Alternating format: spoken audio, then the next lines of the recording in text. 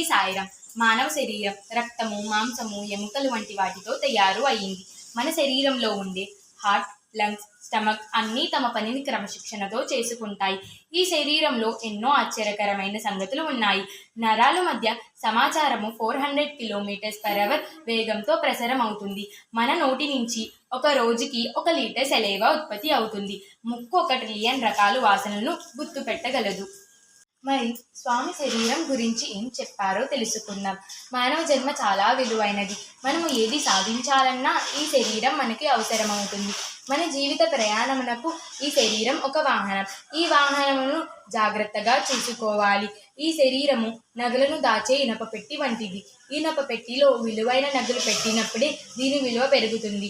అలాగే మనము మానవతా విలువలను పాటించినప్పుడే మన శరీరానికి విలువ పెరుగుతుంది.